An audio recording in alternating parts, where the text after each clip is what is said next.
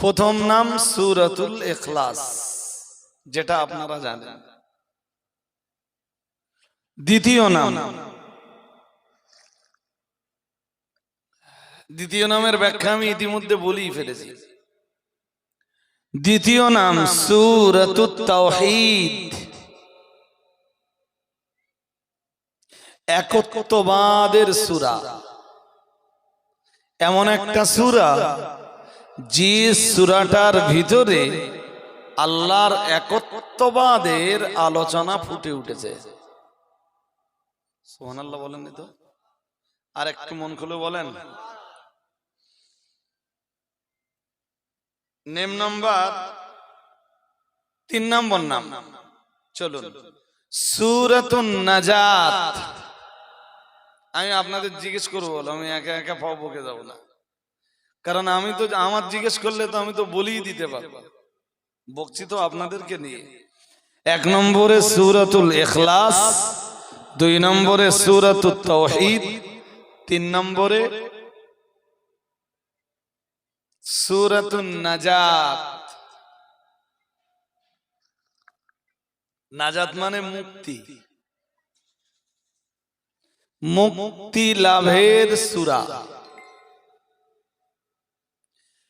তো এই সূরাটা কোন জিনিস থেকে মুক্তি দেয়? ইমাম ফখরুদ্দীন রাজি তার স্বরচিত তাফসিরে কাবিরে লিখছেন, লিআন্নাহা তুনজিকা আনিত তাশবিহি ওয়াল কুফরি ওয়াশ শিরকি। এই সূরাটা পড়লে কুফর, শিরক, কুফর এবং আল্লাহর সাথে সাদৃশ্যতা থেকে মুক্তি পাওয়া যায়। সুবহানাল্লাহ পড়েননি বলে মানে খুব একটা পছন্দ হয়নি যে আল্লাহ থেকে কুফরি শিরকি থেকে মুক্তি পাওয়া যায়, তো এই জন্য আমি সুবহানাল্লাহ পড়ে কি করব? না, মনে মনে পড়লে তো হবে না। আপনাদের ফিডব্যাকটা খুব ভালো হতে হবে, নইলে আমি তো কথা বলতে পারবো না। আমি সূরা ইখলাসের নামগুলো বলার পরে এর ফজিলত নিয়ে আলোচনা করব। এরপরে সূরা ইখলাস কেন নাযিল হয়েছিল সেইটা নিয়ে আলোচনা করব। তারপরে সূরাটার ব্যাপারে কিছুটা ধারণা দেব, যদি আল্লাহ রাজি থাকেন। তো এই সূরাটার 3 নম্বর নাম আমি বলেছি, অন্তত 5টা 7টা নাম আপনারা একটু মনে রাখুন। 3 নম্বরে বলেছি সূরাতুন নাজাত। ইমাম ফখরুদ্দীন রাজি লিখছেন, লিআল্লাহা তুনজিকা আনিত তাশবিহি ওয়াশ শিরকি ওয়াল কুফরি ফিদ দুনিয়া ওয়া আনিন নারি আনিল আখিরাহ। এর মানে হলো দুনিয়ায় একজন মানুষকে এই সূরাটা শিরক থেকে মুক্তি দেয়, কুফর থেকে মুক্তি দেয়, সাদৃশ্যতা থেকে মুক্তি দেয়। এখন এই সাদৃশ্যটা যে কি এইটা তো আমরা বুঝি। আমরা অনেক সময় আল্লাহর সাথে সাদৃশ্যতা নির্ধারণ করি, আল্লাহর সমকক্ষতা নির্ণয় করি, কিন্তু এই সূরাটা শেষ অংশে আছে ওয়ালাম ইয়াকুল্লাহু কুফুয়ান আহাদ। আল্লাহর সমতুল্য কেউ নেই, আল্লাহর সমকক্ষ কেউ নেই। আর একটু মন খুলে বলুন। তাহলে যেহেতু এই সূরাটা সাদৃশ্যতা থেকে মুক্তি দেয়, সমকক্ষতা থেকে মুক্তি দেয়, এই জন্য এই সূরাটার নাম হয়েছে সূরাতুন নাজাত। সুবহানাল্লাহ বলুন, আর একটু মন খুলে বলুন। শিরক থেকে মুক্তি দেয়। আপনি কখনো শিরক করে ফেললে পিছনের জিন্দেগির যত আমল ছিল সব বরবাদ। 30 বছর ধরে আপনি যা নামাজ পড়েছেন, রোজা করেছেন, হজ করেছেন, যাকাত দিয়েছেন, দান সাদকা করেছেন, কখনো শিরক করে ফেললে সব তো শেষ।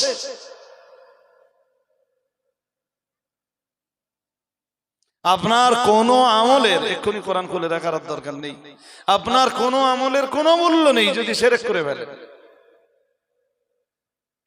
আল্লাহ পাকের কোরআন এ ব্যাপারে জানিয়েছে, ইন্নাল্লাহা লা ইয়াগফিরু আন ইউশরাকা বিহি ওয়া ইয়াগফিরু মা দুনা যালিকা লিমান ইয়াশা। মহান আল্লাহ জানিয়েছেন, ইন্নাল্লাহা লা ইয়াগফিরু আন ইউশরাকা বিহি, কেউ যদি আমার আল্লাহর সাথে শিরক করে, লা ইয়াগফিরু আন ইউশরাকা বিহি, আমার আল্লাহর সঙ্গে শিরক করলে আমার আল্লাহ তাকে ক্ষমা করেন না।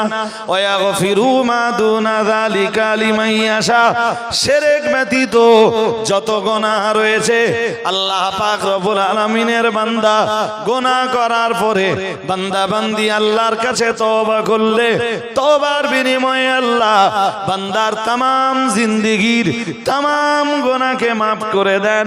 বান্দার সুদ খাওয়া গুনাহের maaf হয়, বান্দার ঘুষ খাওয়া গুনাহের maaf হয়, বান্দার চিটিংবাজি ধোঁকাবাজি করার গুনাহ maaf হয়, জিনা ব্যভিচারের গুনাহ maaf হয়।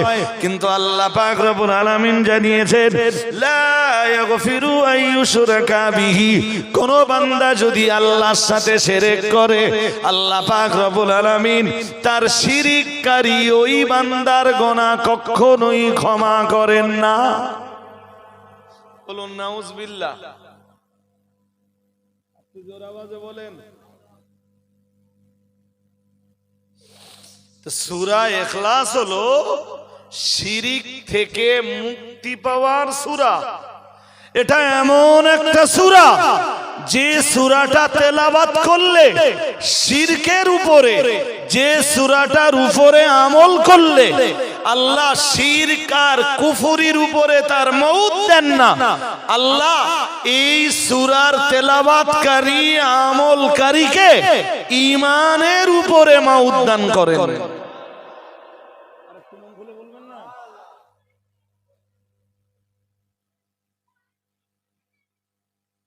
চলুন, এই জন্যে এই সূরাটা হলো শিরিক থেকে নাজাত দানকারী, কুফর থেকে নাজাত দানকারী।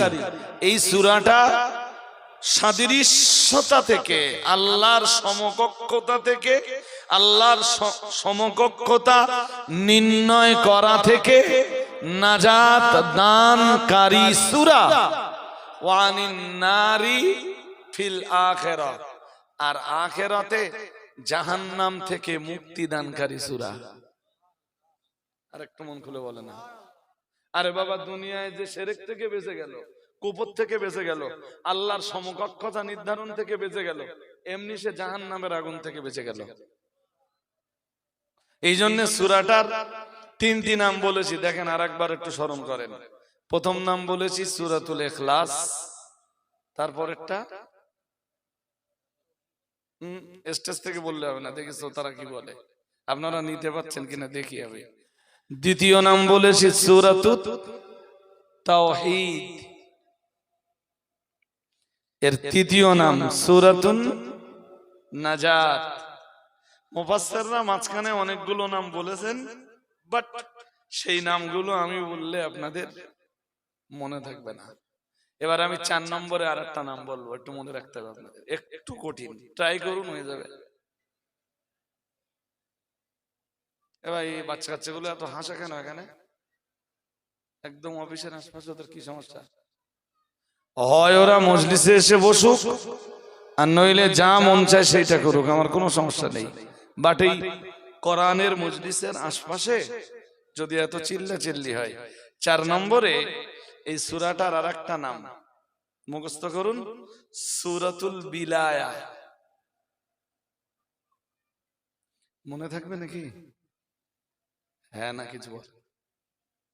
আলেম হাফেজ যারা আছে তাদের মনে থাকবে, হ্যাঁ চেষ্টা করলে থাকবে। আমি বলছি 4 নম্বরে এই সূরাটার আরেকটা নাম সূরাতুল বিলায়া। আমার দিকে দেখেন, এখনো যদি মাদিন সাহেবের দিকে তাকান, এমনি 4 নম্বর নামটা একটু কঠিন, আপনাদের জন্য সহজ করে দিচ্ছি। বসিরহাট হুজুর কেবলা আল্লাহর একজন বিখ্যাত ওলি ছিলেন। ফুরফুরা শরীফের মুজাদ্দিদুজ জামান দাদা পীর কেবলা আল্লাহর একজন বিখ্যাত ওলি ছিলেন। সুবহানাল্লাহ পড়েন। আরেকটু মন খুলে, ওলিদেরকে আল্লাহ যেটা দিয়েছেন তার নাম বেলায়াত, তার নাম।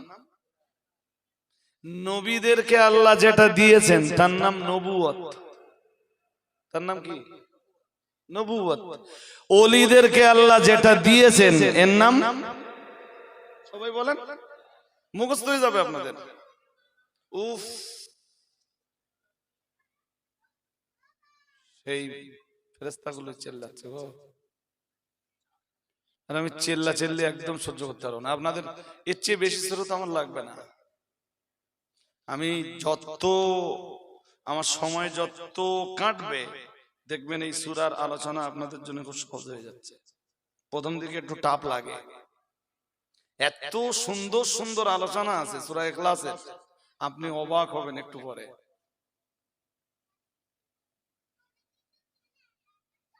এই মেয়েগুলোর এখন এদিক কাজ, যাক ছাড়েন। 4 নম্বর নাম কি বলেছি? সূরাতুল বিলায়া। নবীদেরকে যেটা আল্লাহ দিয়েছেন সেটা নবুয়ত, ওলিদেরকে আল্লাহ যেটা দিয়েছেন তার নাম, বলুন বলুন। এই বেলায়াত যারাই পায় তারা আল্লাহর ওলি হয়। আর একটা মন খুলে বলেন, এই বেলায়াতটা আল্লাহ, এখানে একটা কথা মনে রাখুন, বেলায়াতটা আল্লাহ কখনো কখনো কাউকে কাউকে জন্মগত ভাবে দেয়, সবাইকে না। বিলায়াতটা সবাই জন্মগত ভাবে পায় না। যেমন বসিরহাট হুজুর কেবলা নিজের কলমে লিখেছেন, ফুরফুরা শরীফের 9 হুজুর কেবলা ছিলেন মাদারজাত ওলি।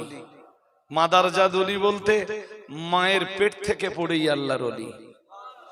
আর একটু মন খুলে, তো এইটা আপনারা কি বলবেন? সবাই মায়ের পেট থেকে পড়ে ওলি হয় না, কেউ কেউ হয়? জোর করে বলে না। এইটা আজকে আর ডিসকাস করার মতো কন্ডিশন আমার নেই। সবাই মায়ের পেট থেকে পড়ে ওলি হয় না, হয় না।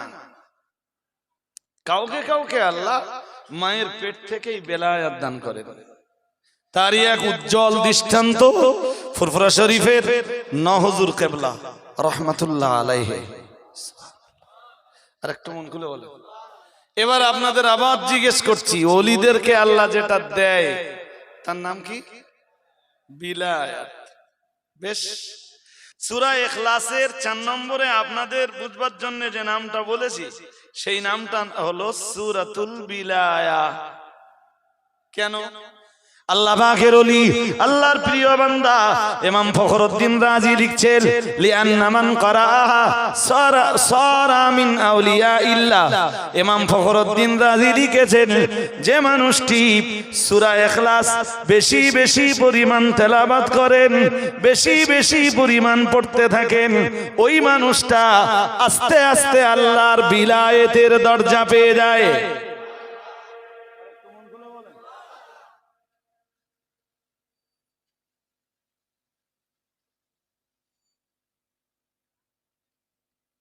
কি বলছি শুনছেন নাকি? কি হয়? এই সূরাটা বেশি বেশি পড়তে পড়তে পড়তে পড়তে, হ্যাঁ, এবার যদি কেউ অপবিত্র অবস্থায় পড়ে, যাক, এই সূরাটার ফজিলত আমি যখন আলোচনা করব তখন আরো কথা বলবো। 4 নম্বরের আরো অনেক আলোচনা করব। এখন যেটা দরকার আপনাদের, 4 নম্বর নাম বলেছি সূরাতুল বিলায়া। এবার 5 নম্বর নাম, 4টে কি কি হয়েছে বলেন? তারপর তাওহীদ, সূরাতুন নাজাত। বলবার সময় সূরা শব্দটা যোগ দেবেন, সূরাতুন নাজাত, সূরাতুল বিলায়া। এবার 5 নম্বরের নামটা বলবো সূরাতুল মারিফাত। সূরাতুল মারিফাত মানে পরিচিত হওয়া, পরিচয় পাওয়া, পরিচিত হওয়ার সূরা, পরিচয় পাওয়ার সূরা। লিআন্না মারিফাতাল্লাহি লা তাতিম্মু ইল্লা বিমারিফাতি হাদিহিস সূরা। রাওয়া জাবিরুন আন্না রাজুলান সাল্লা ফাকারা কুল হুয়াল্লাহু আহাদ فقال النبي صلى الله عليه وسلم إن هذا عبد আরাফা রাব্বাহু ফাসুম্মিয়াত সূরাতুল মারিফাতি লিযালিক। সূরাটাকে সূরাতুল মারিফাত কেন বলা হয়? আল্লাহ পাকের ওলি, আল্লাহর প্রিয় বান্দা ইমাম ফখরুদ্দিন রাজি লিখছেন, লিআন্না মারিফাতাল্লাহি লা তাতিম্মু ইল্লা বিমারিফাতি হাদিহিস সূরা। ইমাম ফখরুদ্দিন রাজি লিখছেন, না না না না না, আল্লাহ পাকের পরিচয় এই সূরাটা ছাড়া কখনোই সম্ভব নয়। এই সূরাটা ছাড়া আল্লাহর পরিচয় পাওয়া কারোর পক্ষে পুরোপুরি সম্ভব? জোর করে বলুন। আল্লাহর পরিচয় পাওয়া যায় সূরা ইখলাসের ভিতরে। আরে বাবা, আমার পরিচয় জানতে গেলে আমার নাম জানতে হবে, আমার বাবার নাম জানতে হবে, আমার দাদার নাম জানতে হবে, আমার নসবনামা জানতে হবে, আমার গ্রামের নাম জানতে হবে, আমার এডুকেশনাল কোয়ালিফিকেশন জানতে হবে আপনাকে। আর আল্লাহর পরিচয় পাওয়ার জন্য আল্লাহর ব্যাপারে আপনাকে পরিচয় নিতে হলে সূরাতুল ইখলাসের কাছে নিতে হবে। লা তাতিম্মু মারিফাতাহু ইল্লা বিহাদিহি সূরা। এই সূরাটা ছাড়া, এই সূরাতুল ইখলাস ব্যতীত আল্লাহর পরিচয় পাওয়া কখনোই সম্ভব নয়। এই জন্য এই সূরাটার নাম সূরাতুল মারিফা। আরেকটু মন খুলে বলেন, আমি কি আপনাদের বোঝাতে পারছি নাকি? কটা নাম হয়েছে বলেন দিন? 5টা। এখনো 5 নম্বর নামটা শেষ হয়নি। এই জন্য হযরত জাবের থেকে একটা হাদিস এসেছে, আন্না রাজুলান সাল্লা ফাকারা কুল হুয়াল্লাহু আহাদ। হযরত জাবের বলেন, একজন লোক নামাজ পড়ছিল। কি পড়ছিল? নামাজ পড়ছিল। নামাজে লোকটা পড়ছিল কুল হুয়াল্লাহু আহাদ আল্লাহুস সামাদ লাম ইয়ালিদ ওয়া লাম ইউলাদ ওয়া লাম ইয়াকুল লাহু কুফুয়ান আহাদ। যেই না নামাজ শেষ হয়ে গেল, فقال النبي صلى الله عليه وسلم إن هذا عبد عرف ربه।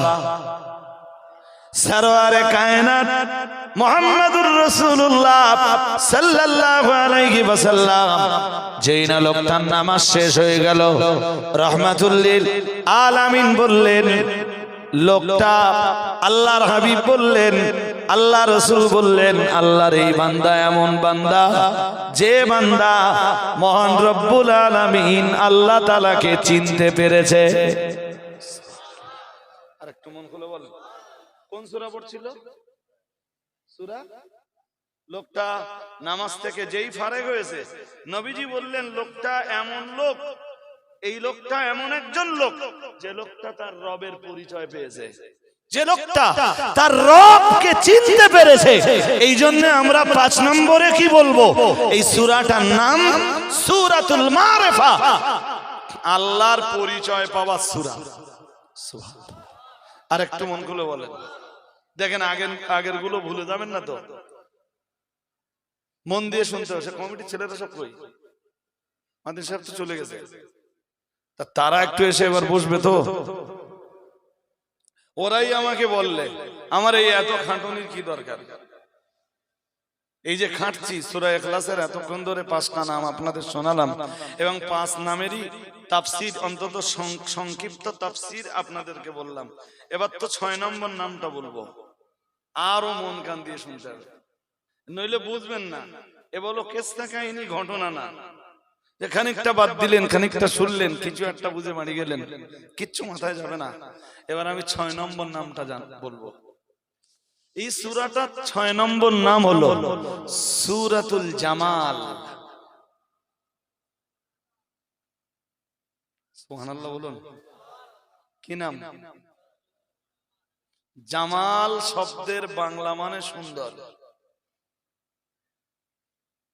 জামালের মানে পিছন থেকে সব খেয়ে ফেলবে না?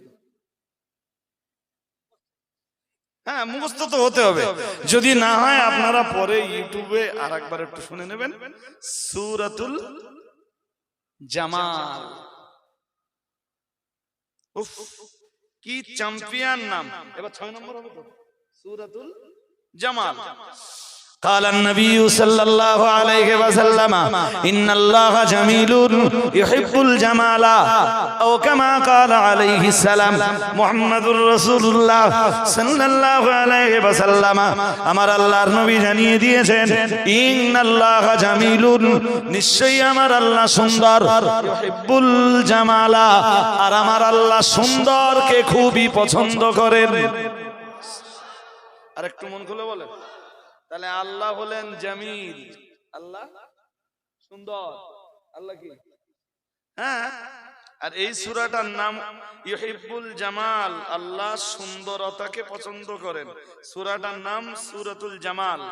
নবী এই হাদিসটা আনার পরে নবী যেই হাদিসটা বললেন যে আল্লাহ সুন্দর, আল্লাহ সুন্দরকে পছন্দ করেন, ফাসালাহু আন যালিক, রাসূলকে এই ব্যাপারে জিজ্ঞেস করা হলো, হুজুর আল্লাহ সুন্দর বলতে কি? আপনারা একটু আমার বলে বোঝান দিন, আল্লাহ সুন্দর বলতে কি? আর কেউ কিছু বলেন? এই হাদিসটা তো আপনারা শুনেছেন বহু আলেমের কাছে, আল্লাহ সুন্দর, সুন্দরকে তিনি পছন্দ করেন। আল্লাহ পাকের নবী যেদিন সাহাবায়ে কেরামদের কাছে এই হাদিস বয়ান করলেন, ইন্নাল্লাহা জামিলুন ইউহিব্বুল জামালা, প্রিয় নবী মুহাম্মদুর রাসূলুল্লাহ সাল্লাল্লাহু আলাইহি ওয়াসাল্লাম যেদিন সাহাবায়ে কেরামদেরকে বললেন, সাহাবীরা আমার আল্লাহ সুন্দর, সুন্দরকে তিনি পছন্দ করেন, ফাসালাহু আন যালিকা, মুহাম্মদুর রাসূলুল্লাহ সাল্লাল্লাহু আলাইহি ওয়াসাল্লাম আর সাহাবীরা রাসূলকে জিজ্ঞেস করলেন, ইয়া রাসূলুল্লাহ, ইয়া হাবিবাল্লাহ, আল্লাহ পাক সুন্দর, হুজুর এই সুন্দরের ব্যাখ্যা কি? দয়ার নবী রাহমাতুল লিল আলামিন সাইয়্যিদুল মুরসালিন মুহাম্মদুর রাসূলুল্লাহ সাল্লাল্লাহু আলাইহি ওয়াসাল্লাম বললেন, ক্বালা আহাদুন সামাদুন লাম ইয়ালিদ ওয়া লাম ইউলাদ লিআন্নাহু ইযা লাম ইয়াকুন ওয়াহিদান আদিমান নাদরি। আল্লাহ পাকের রাসূল বললেন, ও আমার সাহাবীরা মনে রাখো, আমি মুহাম্মদুর রাসূলুল্লাহ সাল্লাল্লাহু আলাইহি ওয়াসাল্লাম বলছি আল্লাহ সুন্দর, এ কথার অর্থ হলো আহাদুন সামাদুন লাম ইয়ালিদ ওয়া লাম ইউলাদ। আল্লাহ পাকের রাসূল বললেন, ও আমার সাহাবীরা মনে রাখো, আল্লাহ সুন্দর, এ কথার ব্যাখ্যা হলো আল্লাহু আহাদুন, আল্লাহ হলেন এক, সামাদুন, তিনি অমুখাপেক্ষী। একটু মন খুলে বলেন, আল্লাহ সুন্দরের তাফসীর কি? কোন মৌলবী নিজে নিজে তাফসীর করলে হবে না, তাফসীর তেমন করতে হবে যেমন তাফসীরের কিতাবে আছে। তা আল্লাহ সুন্দর, তার তাফসীর হলো আল্লাহ এক, একক, লা শারীক। সুবহানাল্লাহ। আর একটু মন খুলে বলেন, এরপরে আল্লাহ আল্লাহ আল্লাহু সামাদ কিংবা আল্লাহু সামাদুন, আল্লাহ হলেন বেনিয়াজ, অমুখাপেক্ষী। ও বাবাজি রে ভাইরা, সামাদ শব্দের তাফসীর আমি এখন আপনাকে বলবো না, সময় হলে সামাদ শব্দের তাফসীর আবার বলে দেব। আমি এখন যেটা শোনাচ্ছি আল্লাহ সুন্দর, তার ব্যাখ্যা রাসূলুল্লাহ বললেন আল্লাহ সুন্দর, তার 1 নম্বরের ব্যাখ্যা হলো আল্লাহ এক, 2 নম্বরের ব্যাখ্যা হলো আল্লাহ কারোর মুখাপেক্ষী নন, সবাই তার মুখাপেক্ষী। 3 নম্বরের ব্যাখ্যা হলো লাম ইয়ালিদ, আল্লাহকে কেউ, আল্লাহ পাক রব্বুল আলামিন কাউকেই জন্ম দেননি, আল্লাহর কোনো ছেলেও নাই, আল্লাহর কোনো মেয়েও নাই, আল্লাহর কোনো সন্তান সন্ততি নেই, আল্লাহ সুন্দর, এটা 3য় ব্যাখ্যা।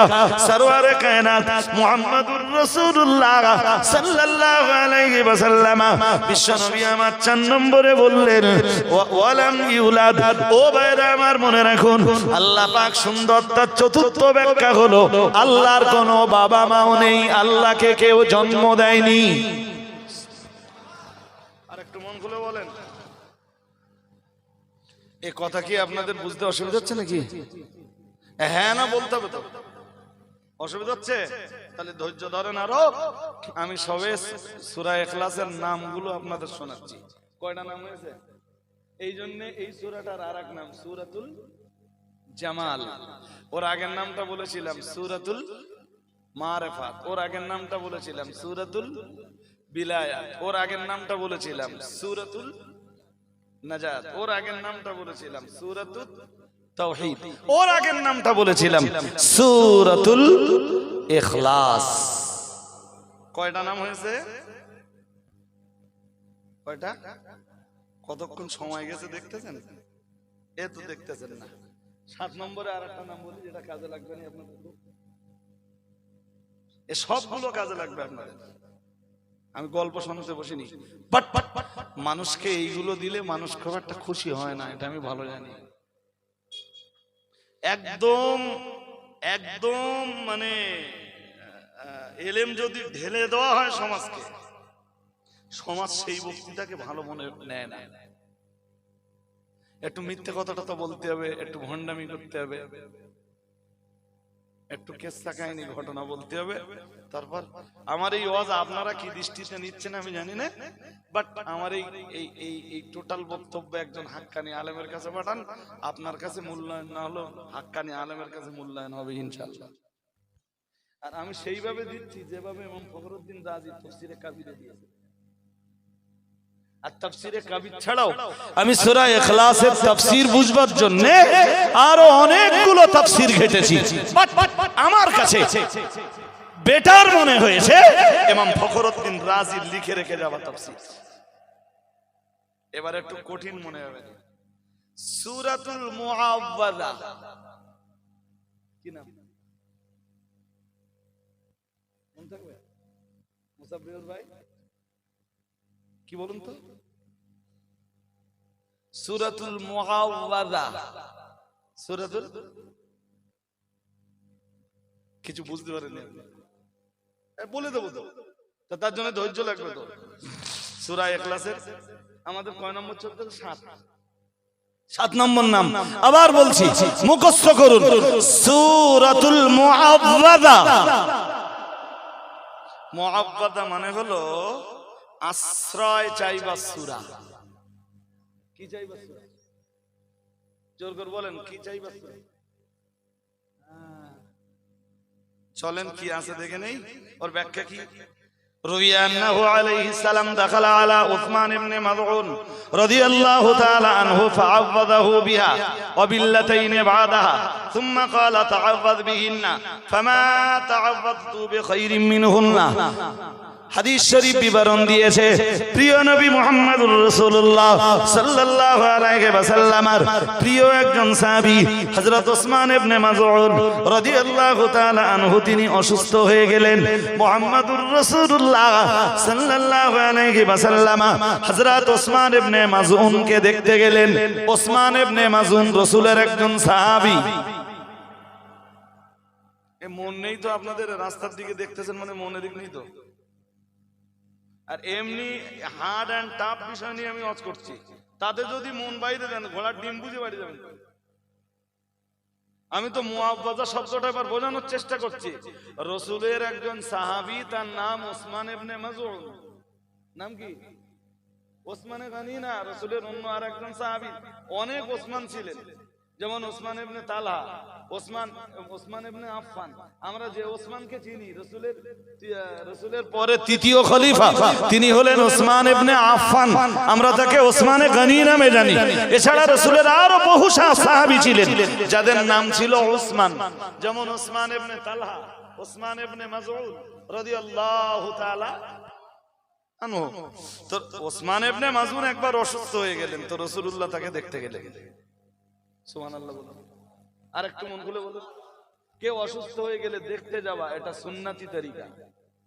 সুবহানাল্লাহ। আর একটু মন খুলে বলেন। হ্যাঁ, আপনার কোনো আত্মীয় অসুস্থ, আপনাকে দেখতে যেতে হবে। ওসমান ইবনে মাযউনকে রাসূলুল্লাহ দেখতে গেলেন। হাদিসের বয়ানে এসেছে দেখতে যে ফাআব্বাদাহু, রাসূলুল্লাহ তার জন্য আল্লাহর কাছে আশ্রয় প্রার্থনা করলেন বিহা, সূরা ইখলাস দিয়ে।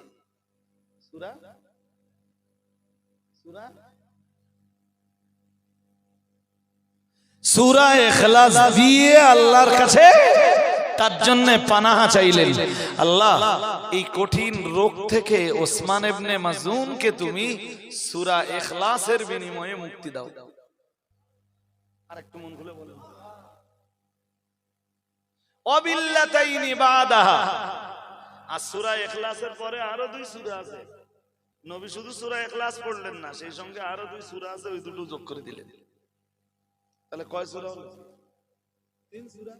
সূরা ইখলাস পড়লেন, সূরা ফালাক পড়লেন, সূরা নাস পড়লেন। উসমান ইবনে মাযুনকে দম করলেন, আল্লাহকে বললেন, আল্লাহ এই 3 সূরার বিনিময়ে উসমান ইবনে মাযুনকে তুমি সুস্থ করে দাও।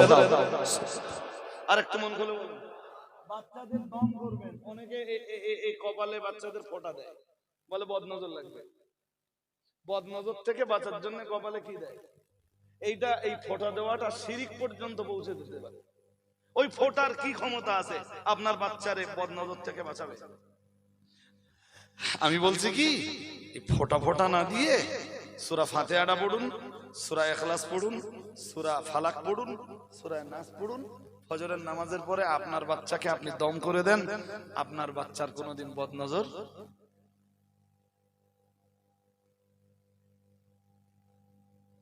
কথা কি বুঝতেছেন নাকি? ওসমান ইবনে মাযুন বলেন, আমার অসুস্থতা জনিত কারণে, অসুস্থতার পিরিয়ডে নবী এসে যেহেতু আমাকে দম করলেন বা আমার জন্য আল্লাহর কাছে আশ্রয় চাইলেন সূরা ইখলাস পড়ে, সূরা নাস পড়ে, সূরা ফালাক পড়ে, তাই আমি এর পর থেকে যখনই আল্লাহর কাছে পানাহ চাইতাম, আল্লাহর আশ্রয় কামনা করতাম, আমি সূরা ইখলাস পড়তাম, সূরা ফালাক পড়তাম, সূরা নাস পড়তাম। আর একটু মন খুলে বলুন, এই জন্য এই সূরাটার নামই হয়ে গেছে সূরাতুল মুআওয়াযা। সূরাতুল, এই পর্যন্ত থাকবে না, আর একটু বলবো।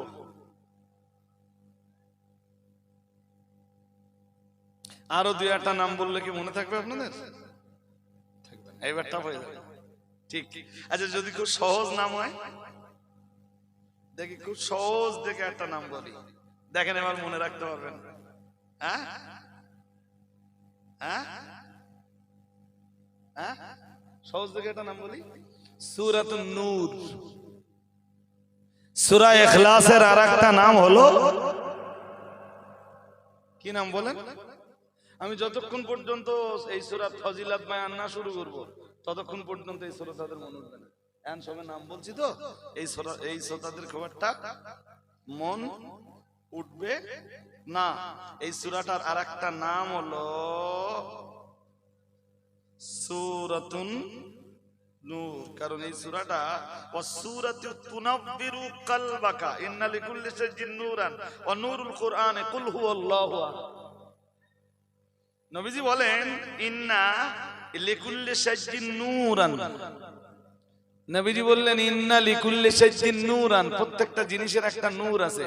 ও নূরুল কুরআন, হাদিস শরীফ বিবরণ দিয়েছে মুহাম্মদুর রাসূলুল্লাহ সাল্লাল্লাহু আলাইহি ওয়াসাল্লাম, আমার আল্লাহর নবী জানিয়ে দিয়েছেন, ও আমার সাহাবীরা মনে রাখো, ইন্না লিকুল্লি শাইইন নূরান, আল্লাহ পাকের রাসূল জানিয়েছেন প্রত্যেকটা জিনিসের একটা নূর আছে। আর আমি মুহাম্মদুর রাসূলুল্লাহ সাল্লাল্লাহু আলাইহি ওয়াসাল্লাম বলছি, ও নূরুল কুরআনে সূরাতুল ইখলাস। ও ভাইরা আমার মনে রাখুন, যদিও হাদিসে রয়েছে ও নূরুল কুরআনে কুল হুয়াল্লাহু আহাদ, প্রিয় নবী মুহাম্মদুর রাসূলুল্লাহ সাল্লাল্লাহু আলাইহি ওয়াসাল্লাম, আমার আল্লাহ পাকের নবী বললেন, ও আমার সাহাবীরা, ও আমার উম্মতিরা মনে রাখো, আমি আল্লাহ পাকের নবী বলছি, কোরআনুল কারীমের নূর হলো সূরাতুল ইখলাস। আরেকটু মন খুলে বলেন, আরো আওয়াজ দিয়ে বলেন, কয়টা হয়েছে?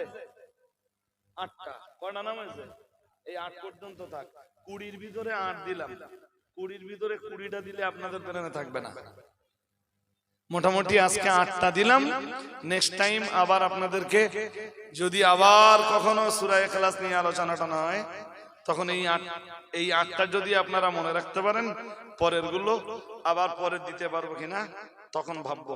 যাক, এখন এক্ষুনি আপনাদের যেটা জানা দরকার, এবার আমরা জানবো নাম্বার 2। প্রথম আমরা জানলাম সূরা ইখলাসের নাম সম্বন্ধে।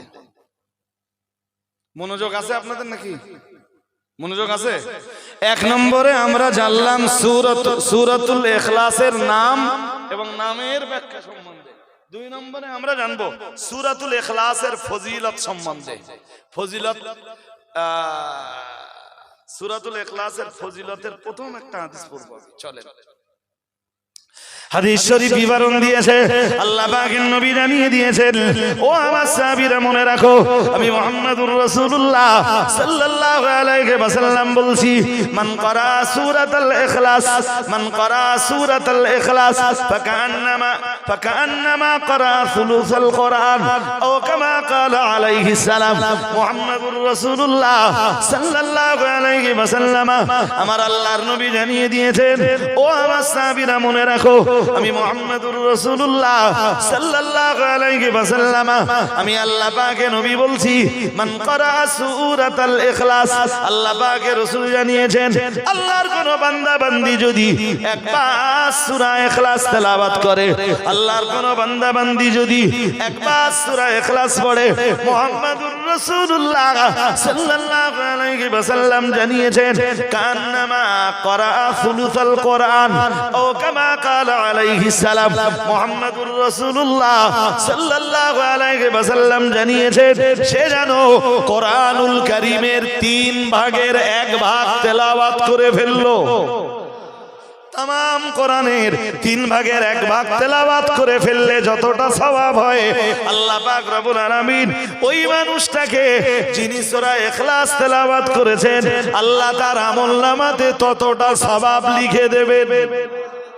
আপনারা জানেন এরকম দোয়া সাবরাসানির মজলিসে কিংবা ওয়াজের মজলিসের একদম শেষ পর্যায়ে যখন দোয়া মোনাজাত হয়, যখন আখিরি দোয়া মোনাজাত হয়, আখিরি দোয়া মোনাজাতের আগে হুজুররা যিনি যে হযরত আখিরি দোয়া মোনাজাত করেন, জনগণকে বলেন কমপক্ষে 3 বার সূরা ইখলাস পড়ুন, 3 বার।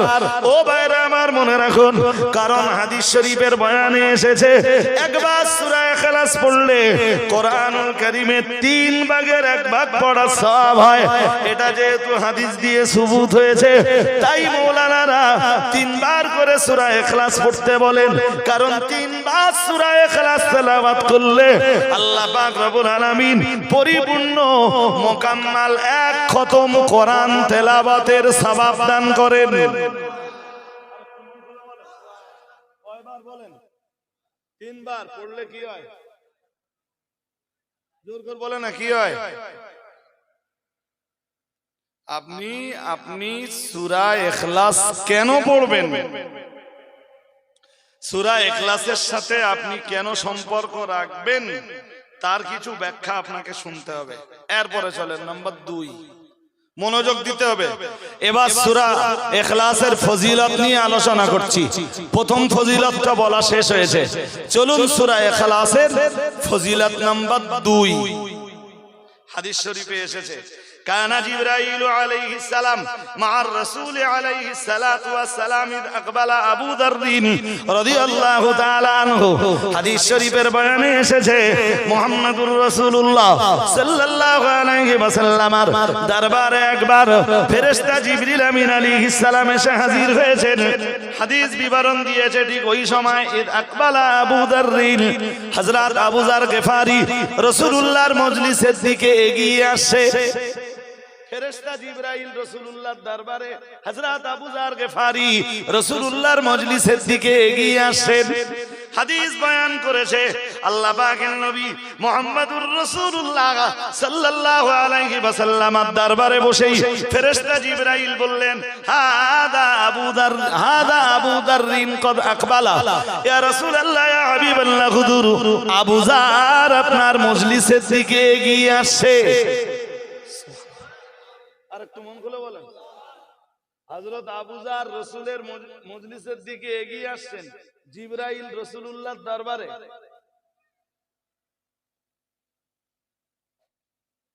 এদিকে কোন গোলযোগ হচ্ছে ভাই?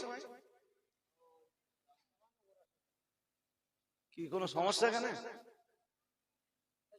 কেউ কিছু বলে তো ওখানে অত ছেলেরা থাকবে কেন? ছেলেরা তো কাজ না থাকলে মজলিসে বসতে পারে। জলসা কমিটির ছেলেরা কেউ নেই। আমারে বললে হুজুর আপনার তাফসীর করতে হবে, আর আমি লেগে গেলুম একটা সূরা নিয়ে।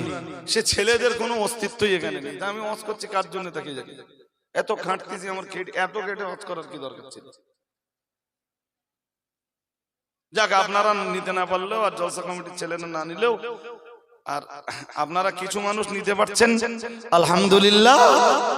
অন্তত এই ইলমি আলোচনায় শরীক হতে পারছেন, আল্লাহ শুকরিয়া আদায় করছি। আর ইউটিউবে কিছু মানুষ আছেন তারা অন্তত নিতে পারবেন বলে আমি আশাবাদী। আল্লাহ মঞ্জুর করুন, বলুন আমিন, বলুন না আমিন। এবার বলুন তো জিবরাইল কোথায়? কথা বলতে হবে। জিবরাইল কোথায়? রসুলের দরবারে। তা রসুল্লাহ জিবরাইল এক জায়গায় বসা। হযরত মন স্থির নেই আপনাদের, আবার অস্থির মস্তিষ্কের শ্রোতাদের কাছে আমি মোটে কথা বলতে পারি।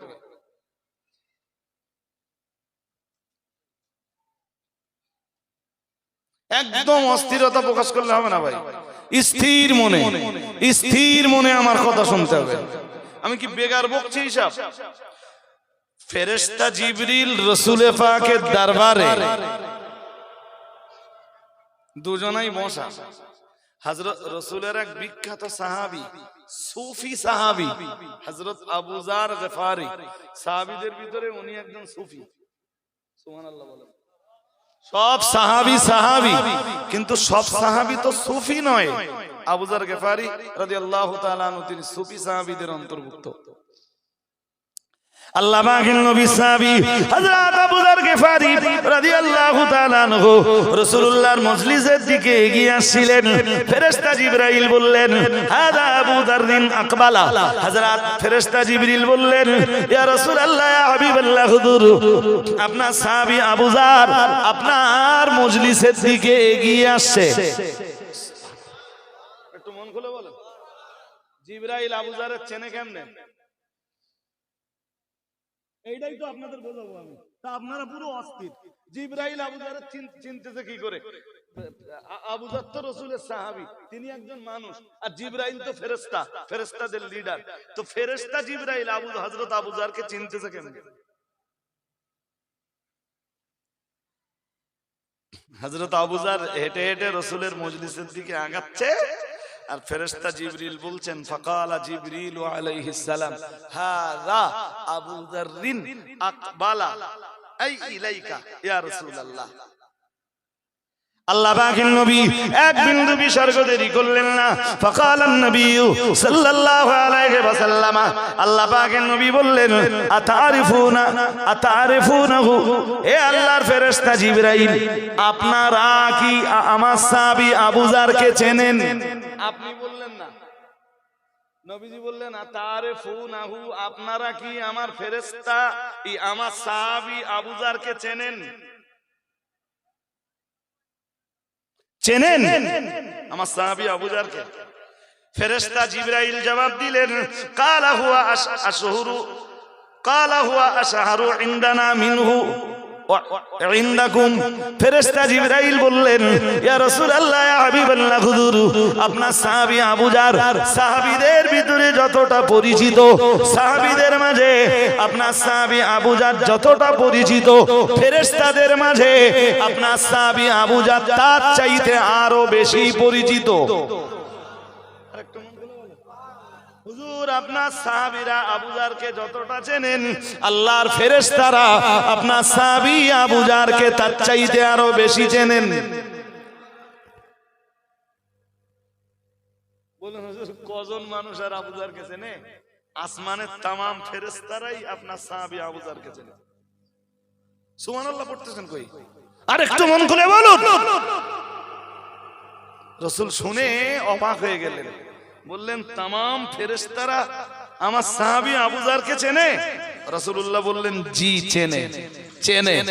ফেরেশতা জিবরাইল বলছেন, আল্লাহ পাকের নবী বললেন, ও ভাই জিবরাইল, একটু দয়া করে কি বলবেন, বিমান আলা হাদিহিল ফাদিলা।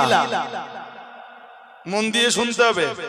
সরওয়ারে কায়নাত মুহাম্মদুর রাসূলুল্লাহ সাল্লাল্লাহু আলাইহি ওয়াসাল্লাম বললেন, ও ভাই জিবরাইল, একটু দয়া করে বলুন, আপনি তো আমায় বললেন মানুষ আমার সাহাবী আবু যারকে যতটা চেনে, ফেরেশতারা তার চাইতে বেশি চেনে। ও ভাই জিবরাইল, বিমান আলা হাদিহিল ফাদিলা, আমার সাহাবী আবু যার এই ফজিলতটা, এই মর্যাদাটা কিভাবে অর্জন করলেন? মুহাম্মাদুর রাসূলুল্লাহ সাল্লাল্লাহু আলাইহি ওয়াসাল্লাম আল্লাহ পাকের নবীর প্রশ্নের জবাব দিতে ফেরেশতা জিবরাইল বললেন, ইয়া রাসূলুল্লাহ, ইয়া হাবিবাল্লাহ, হুজুর দুইটা কারণে আপনার সাহাবী হযরত আবু যারের পরিচিতি ফেরেশতাদের কাছে এত বেশি। তার পিছনে কারণ দুইটা। আল্লাহ পাকের নবী বললেন, কারণ দুইটা কি কি? ফেরেশতা জিবরাইল এক নম্বরে বললেন, ক্বালা লিসিগারিহি ফি নাফসিহি। আল্লাহ পাকের ফেরেশতা জিবরিল আমিন আলাইহিস সালাম বললেন, ইয়া রাসূলুল্লাহ, ইয়া হাবিবাল্লাহ, হুজুর আপনার সাহাবী আবু যারের জীবনে দুইটা গুণ রয়েছে। হুজুর এই দুইটা গুণ তার ভিতরে বিদ্যমান থাকার কারণে তিনি ফেরেশতাদের মাঝে এত সম্মানিত, ফেরেশতাদের মাঝে তার এত প্রসিদ্ধি, ফেরেশতাদের মাঝে তিনি এত পরিচিত, তামাম আসমানবাসীর কাছে তিনি এতটা পরিচিতি লাভ করেছেন। হুজুর দুইটা কারণে। এক নম্বরের কারণ হলো ক্বালা লিসিগারিহি ফি নাফসিহি। ফেরেশতা জিবরাইল বললেন, ইয়া রাসূলুল্লাহ, ইয়া হাবিবাল্লাহ, হুজুর তার প্রথম কারণ হলো, ইয়া রাসূলুল্লাহ, ইয়া হাবিবাল্লাহ, হুজুর লিসিগারিহি ফি নাফসিহি। আপনার সাহাবী আবু যার সব সময় নিজের কাছে নিজেকে খুব ছোট মনে করেন। আরেকটু মন খুলে কথা কি বুঝতে অসুবিধা হচ্ছে? হ্যাঁ না জোর করে বলেন, অসুবিধা হচ্ছে? হয় না? আলহামদুলিল্লাহ, আলহামদুলিল্লাহ রাব্বিল আলামিন, আলহামদুলিল্লাহ হামদান কাসীরা তাইয়িবান মুবারাকান ফীহি। বললেন দুটো কারণে আপনার সাহাবী আবু যারের অত মর্যাদা, তামাম আসমানবাসী, তামাম ফেরেশতারা আপনার সাহাবী আবু যারকে চেনে। প্রথম কারণ ক্বালা লিসিগারিহি ফি নাফসিহি, নিজেকে আপনার সাহাবী আবু যার খুব কি মনে করে? জোর করে বলেন।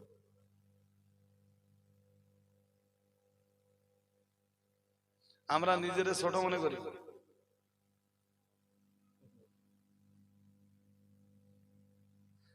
নবী আল্লাহর কাছে দোয়া চাইতেন আর বলতেন, আল্লাহ আমি আমার নিজের চোখে নিজেকে যেন ছোট দেখি, আপনি আমাকে ক্ষমতা দেন আমি নিজের চোখে নিজেকে যেন ছোট দেখি, আর মানুষের চোখে আপনি আমাকে বড় করে দেন। আর একটু মন খুলে কোনটা ভালো হয়? মানে নিজের চোখে বড় দেখলে না লোকেরা তাদের চোখে যদি আপনাকে বড় দেখে, ভালো কোনটা? বলতেন হুজুর আবু যার গিফারি এই ফজিলত অর্জন করেছে কেমনে জানেন? কেমনে? বললেন দুইটা কারণে। বললেন কি কি? বললেন প্রথম কারণ কাল লিসিগারিহি ফি নাফসিহি, নিজেকে বড্ড ছোট মনে করে নিজের কাছে। সবসময় ভাবেন যে আমার চেয়ে ছোট আর কেউ।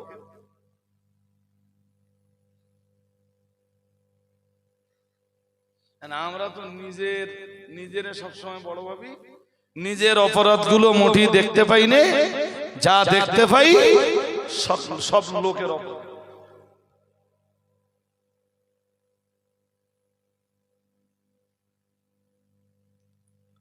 আল্লাহ পাকের নবী বললেন, ও ভাই জিবরাইল, আমার সাহাবী আবু যার আর কোন কারণে ফেরেশতাদের মাঝে এত প্রসিদ্ধি লাভ করেছে, ফেরেশতাদের মাঝে এত পরিচয় পেয়েছে? ও ভাইরা আমার, মনে রাখুন সরওয়ারে কায়নাত মুহাম্মাদুর রাসূলুল্লাহ সাল্লাল্লাহু আলাইহি ওয়াসাল্লাম আমার আল্লাহ পাকের নবীর প্রশ্নের জবাবে ফেরেশতা জিবরাইল বললেন, কিরাআতে সূরাতুল ইখলাস। ইয়া রাসূলুল্লাহ, ইয়া হাবিবাল্লাহ, হুজুর আপনার সাহাবী আবু যারের এত প্রসিদ্ধির পিছনে কারণ হলো আপনার সাহাবী হযরত আবু যার গিফারি রাদিয়াল্লাহু তাআলা আনহু, তিনি তার জীবনের অবসর সময়ে সব সময় তিনি সূরা ইখলাস তেলাওয়াত করেন। হুজুর সূরা ইখলাস তেলাওয়াতের কারণে আল্লাহ পাক রব্বুল আলামিনের ফেরেশতা মণ্ডলীর মাঝে আপনার সাহাবী আবু যারের এত পরিচয়।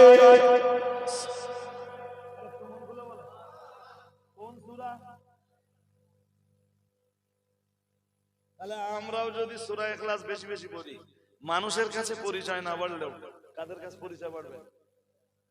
হ্যাঁ, ও ফেরেশতা জিবরাইলও চিনতে পারবে, অন্যান্য আরো যেসব ফেরেশতারা আছে আমাদেরকে চিনতে পারবে।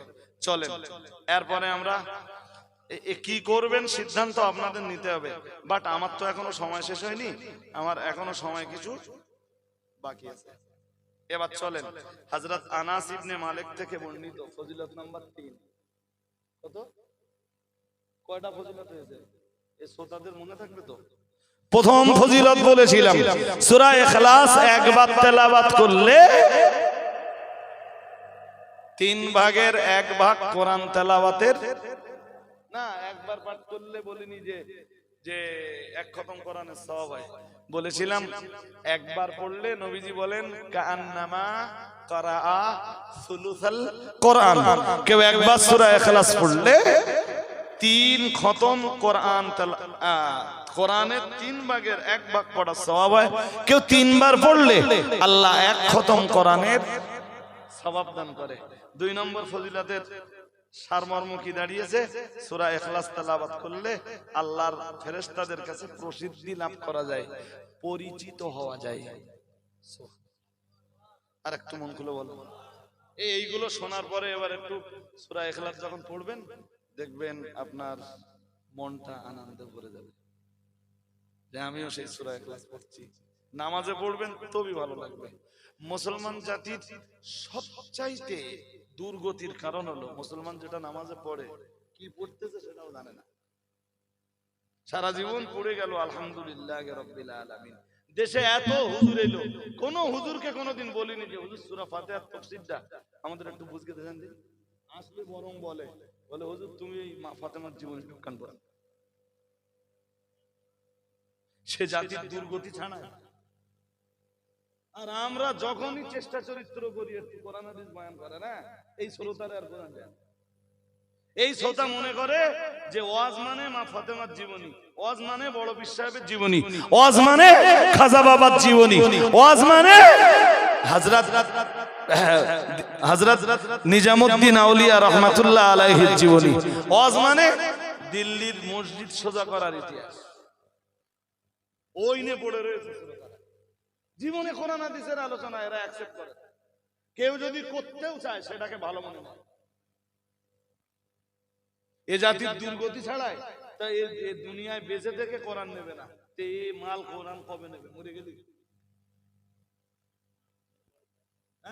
তা মরে গেলি, তুমি মরে গেলে জীবনে কোরআন শুনলে না, কোরআনের ব্যাখ্যা বুঝলে না, কোরআনের তাফসীর বুঝলে না, তুমি মরে যাবার পরে যখন বেঁচে থাকা লোকেরা তোমার কোরআন দেবে, ওই কোরআনে তো আর কাজ হবে না।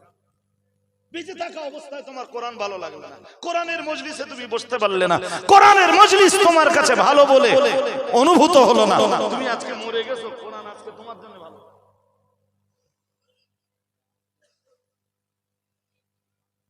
এ জাতির ভাই এই জন্য দুর্গতির কোন শেষ বলুন।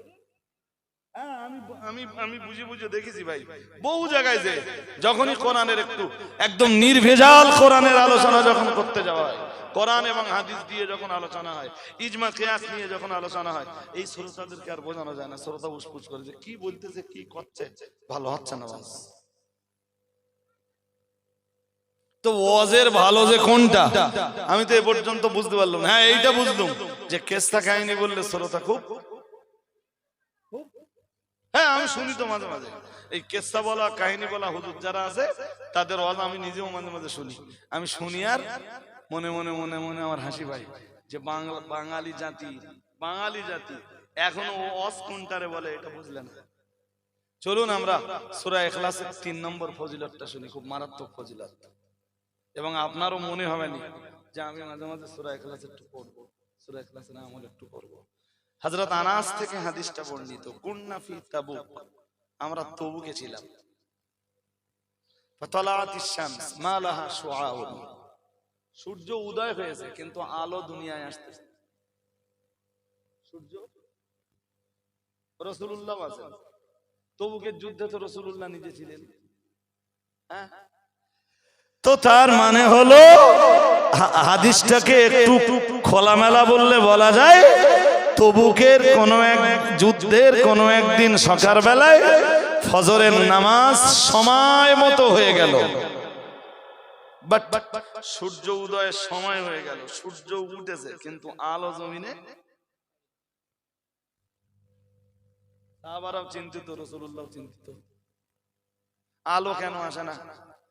আকাশে মেঘ, মেঘ নেই, কুয়াশা, কুয়াশাও নেই। যেই যেই কারণে সূর্যের আলো আটকে যায়। সূর্যের আলো আটকায় কিসে? মেঘে। আরে হ্যাঁ না বলেন। এই 2-3 দিন আগে সূর্যের আলো আসতেছিল এখান থেকে, 4-5 দিন আগে ওই যেমন পানিটা হয়েছিল, আসতেছিল সূর্যের আলো? আসতেছিল না। কেন? মেঘের কারণে। এরপরে দেখবেন যখন খুব কুয়াশা হবে তখন সূর্যের আলো আর, এমনও দিন যাবে হয়তো কুয়াশার কারণে সারা দিন সূর্যের আলো আসেনি। সূর্যের আলো আটকে যায় কুয়াশার কারণে, সূর্যের আলো আটকে যায়। বলুন বলুন, আকাশে মেঘও নেই, আকাশে কুয়াশাও নেই, অথচ সূর্যের আলো আসে না। সময় মতো সাহাবারা ফজর পড়ে নিয়েছে। সাহাবারা চিন্তিত, রাসূলুল্লাহ চিন্তিত। হাদিস বিবরণ দিয়েছে হযরত আনাস ইবনে মালিক রাদিয়াল্লাহু তাআলা আনহু থেকে বর্ণিত। ও ভাইরা আমার, মনে রাখুন সূরা ইখলাসের তাফসীর করতে যে এই হাদিসটাকে ইমাম ফখরুদ্দিন রাজি তাফসীরে কাবীরের ভিতরে আনছেন। আমি আপনাকে গল্প শোনাচ্ছি না। ও ভাইরা আমার, মনে রাখুন আল্লাহ পাকের নবীও চিন্তিত, সাহাবায়ে কেরামরাও চিন্তিত। একটু বাদে ফেরেশতা জিবরিল আমিন আলাইহিস সালাম এলেন। আসসালাতু ওয়াসসালামু আলাইকা ইয়া রাসূলুল্লাহ, আসসালাতু ওয়াসসালামু আলাইকা ইয়া হাবিবাল্লাহ, আসসালাতু ওয়াসসালামু আলাইকা ইয়া রাহমাতাল লিল আলামিন, আসসালাতু ওয়াসসালামু আলাইকা ইয়া শাফিআল মুযনিবিন মুহাম্মাদুর রাসূলুল্লাহ সাল্লাল্লাহু আলাইহি ওয়াসাল্লাম সালামের জবাব দিলেন। ফেরেশতা জিবরিল আমিন আলাইহিস সালাম এসে বললেন, ইয়া রাসূলুল্লাহ, ইয়া হাবিবাল্লাহ, হুজুর আপনার একজন সাহাবী মদিনা মুনাওয়ারায় ইন্তেকাল করেছেন। ও ভাইরা আমার, মনে রাখুন যুদ্ধের ময়দানে তো সব সাহাবী যেতে পারতেন না। আল্লাহ পাকের কোরআন তো জানিয়ে দিয়েছে, লাইসা আলাল আ'মা হারাজুন ওয়ালা আলাল আ'রাজ হারাজুন ওয়ালা আলাল মারিদ হারাজুন মুহাম্মাদুর রাসূলুল্লাহ সাল্লাল্লাহু আলাইহি ওয়াসাল্লাম। আমার আল্লাহর নবী জানিয়ে দিয়েছেন, খোড়া যারা, যারা ভালো চলতে পারে না, খোড়া করে আল্লাহ যাদের দুনিয়ায় পাঠিয়েছেন, না না না না, আল্লাহ পাক এক নম্বরে বললেন লাইসা আলাল আ'মা হারাজুন। মহান আল্লাহ বললেন যারা অন্ধ ওরা জিহাদের ময়দানে যাবে না, ওদের যুদ্ধের ময়দানে যাবার দরকার নেই। 2 নম্বরে মহান আল্লাহ বললেন ওয়ালা আলাল আ'রাজ হারাজ, খোড়া যারা, ভালো যারা চলতে পারে না, ওরাও যুদ্ধের ময়দানে যুদ্ধ করতে যাবে না। 3 নম্বরে মহান আল্লাহ বললেন ওয়ালা আলাল মারিদ হারাজ, না না না না না, অসুস্থ একেবারেই বিছানা শয্যা, বিছানা থেকে উঠতে পারছে না, এমন মানুষ যদি যুদ্ধের ময়দানে না যায়, মহান আল্লাহ বললেন ওটা দোষণীয় হবে না, ওটা অপরাধ বলে গণ্য হবে না। তাহলে ঘোড়া যদি যুদ্ধে না যায় ওটাও অপরাধ বলে গণ্য হবে না, অন্ধ যদি যুদ্ধে না যায় ওটাও অপরাধ বলে গণ্য হবে না। অন্ধ যে লোকটা, চোখে যে লোকটা নিজেই দেখে না, ও যুদ্ধের ময়দানে যে কি বা করবে? ও ভাইরা আমার, ওর পক্ষে তো যুদ্ধ করার ক্ষমতা নেই। ভালো করে মাথায় রাখুন, তাহলে অন্ধ যুদ্ধে যাবে না, ঘোড়া যুদ্ধের ময়দানে যাবে না, চরম পর্যায়ের অসুস্থ, বিছানা ছেড়ে উঠতে পারছে না, ও জিহাদের ময়দানে যাবে না। আমি আপনাকে বলে বোঝাতে চাইছি, তাম সাহাবীরা যখন তবুকের ময়দানে রাসূলের এই জাতীয় কিছু সাহাবা মদিনা মুনাওয়ারাতে থেকে গেলেন, হয় তারা অন্ধ, নইলে তাদের কেউ কেউ খোড়া, নইলে আল্লাহ আমায় ক্ষমা করুন ও ভাইরা আমার, নইলে তাদের কেউ কেউ চরম পর্যায়ের অসুস্থ। ঠিক ওই পর্যায়ের একজন সাহাবী ছিলেন রাসূলের, তার নাম হযরত মুআবিয়া ইবনে মুআবিয়া রাদিয়াল্লাহু তাআলা আনহু।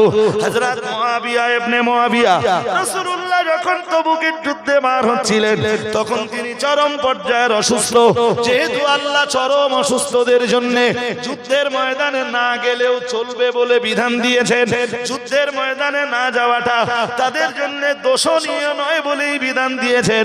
হযরত মুআবিয়া ইবনে মুআবিয়া রাদিয়াল্লাহু তাআলা আনহু তিনি জিহাদের ময়দানে গেলেন না, তিনি যুদ্ধের ময়দানে গেলেন না। ও মুসলমান ভাইরা আমার, মনে রাখুন হযরত মুআবিয়া ইবনে মুআবিয়াকে রেখে রাসূলুল্লাহ তার সাহাবীরা তবুকের ময়দানে চলে গেলেন। মদিনা মুনাওয়ারা থেকে মুহাম্মাদুর রাসূলুল্লাহ সাল্লাল্লাহু আলাইহি আলাইহি ওয়াসাল্লাম তখন তবুকের ময়দানে, এদিকে মুআবিয়া ইবনে মুআবিয়ার ইন্তেকাল হয়ে গেল। ও বাবাজিরা ভাইরা, তবুকের ময়দানে কোনো একদিন সকালবেলা ফজরের আজান হয়ে গেল, ফজরের নামাজ হয়ে গেল, কিন্তু সূর্যের আলোর উদয় ঘটেছে, সূর্যের উদয় ঘটেছে, আলো আল্লাহর জমিনে পড়ে না। সাহাবারাও চিন্তিত, সাহাবারা রাসূলকে বললেন, ইয়া রাসূলুল্লাহ, আজ সূর্যের আলো কেন জমিনে আসে না? আল্লাহ পাকের নবী বললেন, তোমরা যেখানে আমিও সেখানে। এ ব্যাপারে আল্লাহ আমায় কিছুই জানানলে। একটু বাদে ফেরেশতা জিবরিল এলেন, আসসালাতু ওয়াসসালামু আলাইকা ইয়া রাসূলুল্লাহ, ইয়া হাবিবাল্লাহ, রাহমাতুল লিল আলামিন সালামের জবাব দিলেন, ইয়া রাসূলুল্লাহ, ইয়া হাবিবাল্লাহ, হুজুর আপনার সাহাবী হযরত মুআবিয়া ইবনে মুআবিয়ার মদিনা মুনাওয়ারায় ইন্তেকাল হয়ে গেছে। ইয়া রাসূলুল্লাহ, ইয়া হাবিবাল্লাহ, হুজুর আপনি কি তার জানাজা নামাজটা আদায় করতে চান? রাসূলুল্লাহ বললেন, চাই তো। আমি তার জানাজা নামাজ পড়বো কেমনে? জানাজা নামাজ পড়তে তো ইচ্ছা হয়, কিন্তু কেমনে আমি তার সালাতুল জানাজা আদায় করব? মুহাম্মাদুর রাসূলুল্লাহ সাল্লাল্লাহু আলাইহি ওয়াসাল্লাম আল্লাহ পাকের নবীর প্রশ্নটা শুনে ফেরেশতা জিবরাইল বললেন, ইয়া রাসূলুল্লাহ, ইয়া হাবিবাল্লাহ, হুজুর শুধু আপনি পড়তে চান কিনা বলুন, বাকি ব্যবস্থাপনায় ফেরেশতা জিবরাইল। ইয়া রাসূলুল্লাহ, আল্লাহর ফেরেশতা জিবরাইল নিশ্চয়ই আপনার জন্য ব্যবস্থা করে দেবে। ইমাম ফখরুদ্দিন রাজি তাফসীরে কাবীরে সূরাতুল ইখলাসের তাফসীর করতে যে লিখেছেন, আল্লাহর ফেরেশতা জিবরিল আমিন আলাইহিস সালাম এক বিন্দু বিসর্গ দেরি করলেন না, তার দুইটা ডানা দিয়ে আল্লাহর জমিনের উপরে আঘাত করলেন। আল্লাহর জমিনটা সংকুচিত হয়ে গেল। আল্লাহর জমিন যখন সংকুচিত হয়ে গেল, সঙ্গে সঙ্গে তবুক থেকে নিয়ে মদিনা পর্যন্ত, তাবুক থেকে নিয়ে মদিনা মুনাওয়ারা পর্যন্ত যত পর্দা ছিল, মহান আল্লাহ সমস্ত পর্দা সব তুলে দিলেন, সব পর্দা উঠে গেল। আল্লাহ পাকের নবী নিজে চোখে হযরত মুআবিয়া ইবনে মুআবিয়ার লাশ রাসূলুল্লাহ চোখে দেখতে পাচ্ছিলেন। ও ভাইরা আমার, মনে রাখুন, লাশটা দেখে দেখে রাসূলুল্লাহ তাবুকের ময়দানে দাঁড়িয়ে সালাতুল জানাজা আদায় করলেন। ও ভাইরা আমার, মনে রাখুন, লম্বা করে বলবার মতো সময় আমার নেই। ফেরেশতা জিবরাইল যখন চলে যাচ্ছিলেন, মুহাম্মাদুর রাসূলুল্লাহ সাল্লাল্লাহু আলাইহি ওয়াসাল্লাম নবী আমার ফেরেশতা জিবরিলকে জিজ্ঞেস করলেন, ও ভাই জিবরাইল, আপনি তো চলে যাবেন, কিন্তু একটা প্রশ্নের জবাব কি আমায় দিয়ে যাবেন? রাহমাতুল লিল আলামিনের প্রশ্নটা শুনে বললেন, ইয়া রাসূলুল্লাহ, কি প্রশ্ন আপনি আমায় করবেন? রাহমাতুল লিল আলামিন বললেন, ও ভাই জিবরাইল, আপনি তো চলে যাচ্ছেন, আজকে আকাশে মেঘ দেখা যায় না, কুয়াশা দেখা যায় না। ও ভাই জিবরাইল, কিন্তু সূর্যের আলো কেন আল্লাহ জমিনে আসে না? আল্লাহর ফেরেশতা জিবরিল আমিন আলাইহিস সালাম বললেন, ইয়া রাসূলুল্লাহ, ইয়া হাবিবাল্লাহ, হুজুর আপনার সাহাবী মুআবিয়া ইবনে মুআবিয়ার ইন্তেকালের পরে তার জানাজা নামাজ পড়ার জন্য আল্লাহর এত বেশি সংখ্যক ফেরেশতাদের নুজুল ঘটেছে। আল্লাহ পাক আসমান থেকে এত বেশি সংখ্যক ফেরেশতাদের নাযিল করেছেন। ইয়া রাসূলুল্লাহ, ইয়া হাবিবাল্লাহ, হুজুর ফেরেশতারা যখন আপনার সাহাবী মুআবিয়া ইবনে মুআবিয়ার জানাজা নামাজের জন্য জমিনে অবতরণ করছিলেন, তাদের ডানাগুলো মেলে মেলে মেলে মেলে, ইয়া রাসূলুল্লাহ, ইয়া হাবিবাল্লাহ, হুজুর আজকে আপনি বা আপনারা এই তবুকের ময়দানেও সূর্যের আলোটা পাচ্ছিলেন না ফেরেশতাদের ডানার কারণে। কোন কোন মুফাসসিরিনে হযরতরা লিখেছেন, আল্লাহ পাকের নবী সাহাবী হযরত মুআবিয়া ইবনে মুআবিয়া রাদিয়াল্লাহু তাআলা আনহুর জানাজা নামাজ পড়বার জন্য, সালাতুল জানাজা আদায় করার জন্য আল্লাহ ৭০,০০০ ফেরেশতার নুজুল ঘটলো। আর এই ৭০,০০০ ফেরেশতা যখন আসমান থেকে যখন ডানা মেলে মেলে জমিনে নামছিলেন, ওদের ডানার কারণেই সূর্যের আলো তবুকের ময়দানে পড়ছিল না। ও বাবাজিরা ভাইরা, এজন্য আকাশে কুয়াশা নেই, আকাশে মেঘ নেই, এরপরেও জমিনে সূর্যের আলো আসছিল না। রাহমাতুল লিল আলামিন বিশ্বনবী আমার এরপরে বললেন, আল্লাহ পাকে নবী বললেন, বিমা বালাগা মা বালাগ, হে ফেরেশতা জিবরিল, হে আল্লাহর ফেরেশতা জিবরিল আমিন আলাইহিস সালাম একটু দয়া করে কি আমায় বলবেন আমার এই সাহাবী মুআবিয়া ইবনে মুআবিয়ার জানাজা নামাজে এই হাজার হাজার ফেরেশতার নুজুল ঘটেছে আমার সাহাবী মুআবিয়া ইবনে মুআবিয়ার জানাজা নামাজে 70,000 ফেরেশতার অবতরণ ঘটেছে কি এমন আমল তার জিন্দেগিতে ছিল কি এমন ভালো আমল তার জিন্দেগিতে ছিল ও বাবাজিরা ভাইরা ফেরেশতা জিবরিল আমিন আলাইহিস সালাম বললেন কানা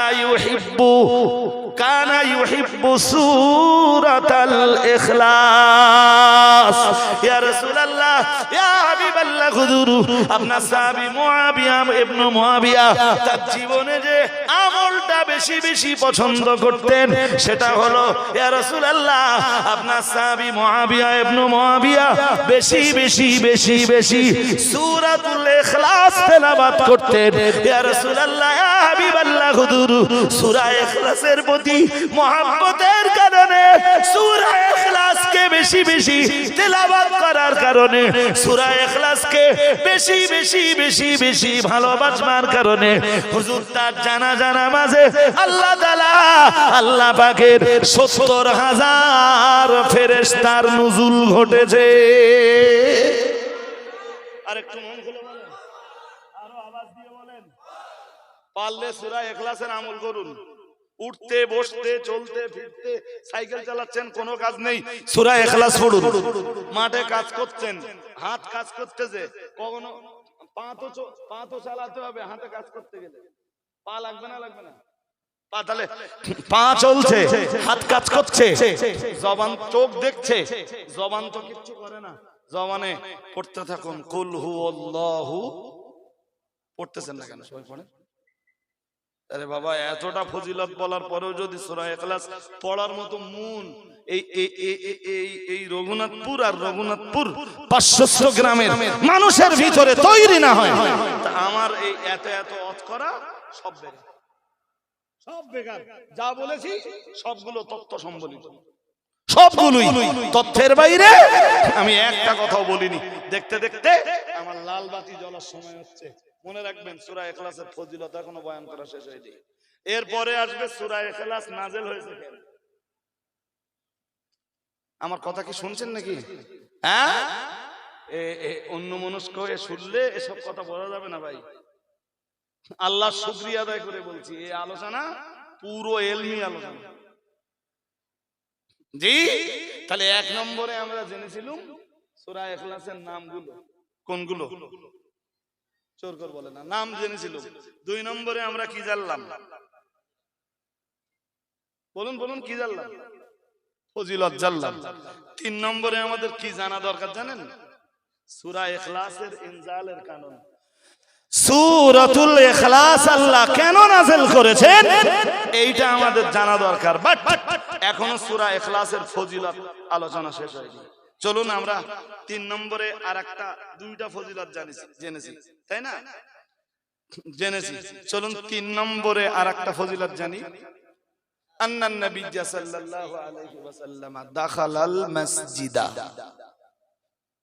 ও ভাই 3 হয়ে গেছে এটা 4 নম্বর 1 নম্বর ফজিলত কি বলেন দেখি মনে আছে কি মুসাব্বির ভাই মনে আছে কি বলেন তো এক খতমের সওয়াব আর একবার তেলাওয়াত করলে কোরআনের 1/3 পড়ার সওয়াব সুবহানাল্লাহ 2 নম্বর ফজিলত কি বলেছিলাম মনে আছে সূরা ইখলাস বেশি বেশি পড়লে ফেরেশতাদের মাঝে তার পরিচিতি গড়ে ওঠে সুবহানাল্লাহ আর একটু মন খুলে বলো এই খুব সহজ কথা পাচ্ছেন নাকি যে কোনো আমল করবেন আর আমলের বিনিময়ে ফেরেশতাদের মাঝে আপনার প্রসিদ্ধি গড়ে উঠবে ये हो सकता नहीं জি 3 নম্বর ফজিলত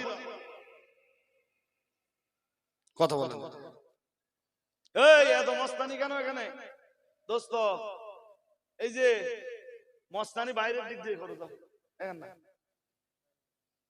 ভাব দেখেছেন সব কেন মিঠুন ভাব নিচ্ছে ওই একটা মাল আবার হাসতে চলে মানে ও আর একটা জিনিস আর কি আল্লাহ এদের হেদায়েত দান করুন বলুন আমিন বদদুয়া করার অধিকার তো আমার নেই হ্যাঁ, 3 নম্বর ফজিলতটা কি বলেছি বলেন দেখি আপনারা।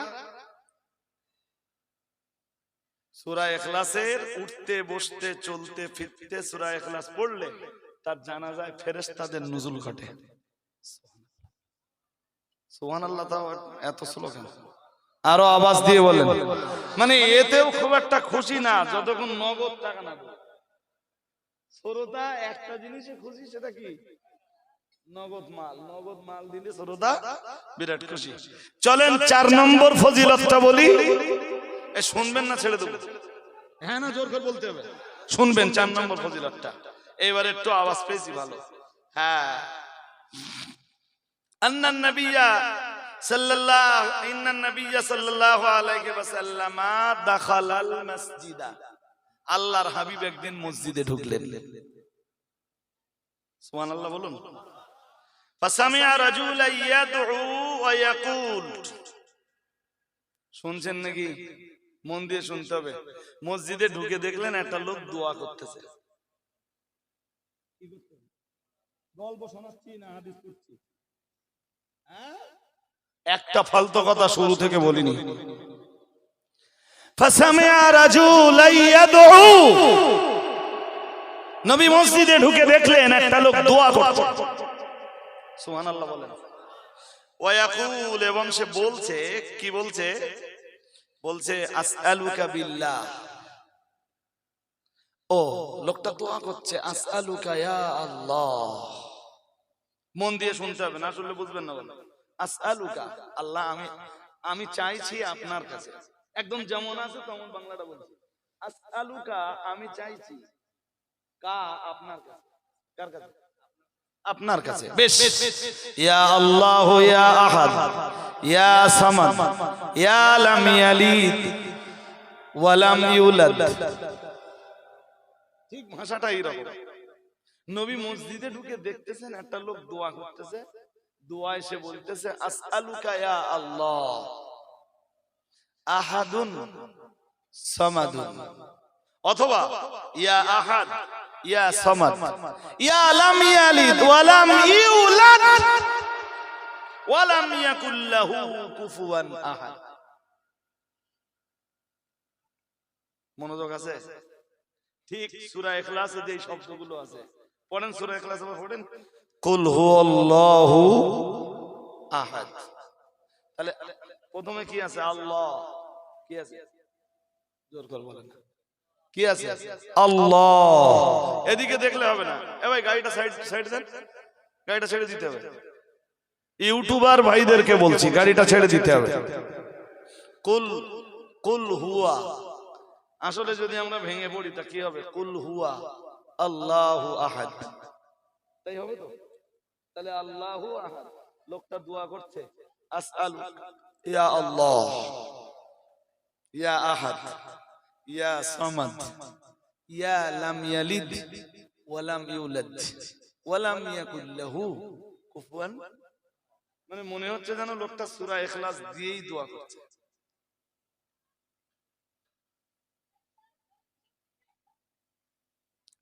দোয়া করছে আসআলুকা,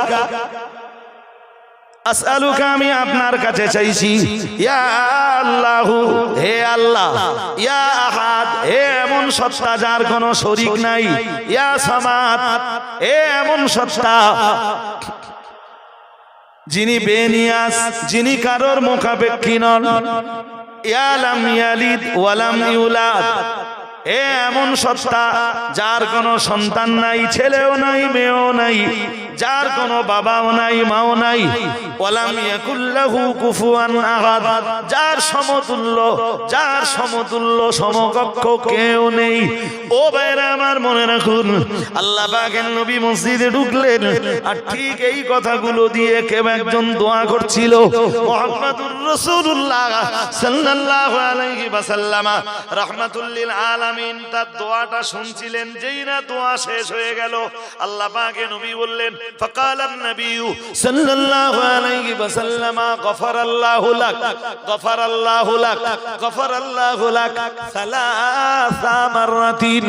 আল্লাহ পাকের নবী এক বিন্দু বিসর্গ দেরি করলেন না, রাহমাতুল লিল আলামিন তাকে ডাক দিয়ে বললেন, শোনো আমি রাসূলুল্লাহ দেখছিলাম তুমি সূরা ইখলাস দিয়ে দোয়া করছিলে, তুমি আল্লাহকে ডাক দিয়ে বলছিলে আসআলুকা ইয়া আল্লাহু ইয়া আহাদ ইয়া সামাদ ইয়া লাম ইয়ালিদ ওয়া লাম ইউলাদ ওয়া লাম ইয়াকুল লাহু কুফুয়ান আহাদ।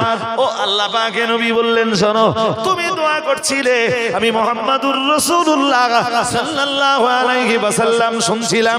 এখন আমি নবী তোমায় একটা খুশির সংবাদ শোনাই, গফারাল্লাহু লাক গফারাল্লাহু লাক গফারাল্লাহু লাক সালাসা মাররাতিন। আল্লাহ পাকের নবী তিনবার বললেন আল্লাহ তোমায় maaf করে দিয়েছেন, আল্লাহ তোমায় maaf করে দিয়েছেন, আল্লাহ তোমায় maaf করে দিয়েছেন। কথাটা রাসূলুল্লাহ তিনবার বললেন। আরো আওয়াজ দিয়ে বলেন। তাহলে সূরা ইখলাস এমন এক সূরা যেটা বললে গুনাহ maaf হয়ে যায়। সুবহানাল্লাহ। হুজুর এক যদি আমি লাস্ট হতাম, আমি আবার 10 মিনিট কখন তুলবো এখনো, তাই আর টাইম আছে হাতে, দেখেন 12:30 বাজতে যায়। ফজিলত কয়টা বলে? কত বলে? আর বলবেন তো কত বলেন নি? দড়ি গেরো মারতে হবে। 4টে ফজিলত। 4 নম্বরে কি জানা গেল? সূরা ইখলাস পড়লে গুনাহ maaf করে দেয় কে? জোর করে বলেন। সূরা ইখলাস পড়লে, সূরা ইখলাস দিয়ে দোয়া করলে গুনাহ maaf করে দেয় কে? আমি বলছি, কথা বলে না, আমি বলছি। চলো নাম্বার 5, যা রাজুলুন ইলান নবী সাল্লাল্লাহু আলাইহি ওয়াসাল্লাম ওয়া শাকা ইলাইহিল ফাকরা। হাদিস শরীফের বয়ানে এসেছে একবার রাসূলুল্লাহর দরবারে একজন লোক এলো, ওয়া শাকা ইলাইহিল ফাকরা। রাসূলুল্লাহর দরবারে এসে বলল, হুজুর আমি খুব গরীব মানুষ, আমি খুব, অন্য কোনো অভিযোগ নেই, এসে বলল হুজুর আমি খুব, কথা বলেন না কেন, আমি খুব।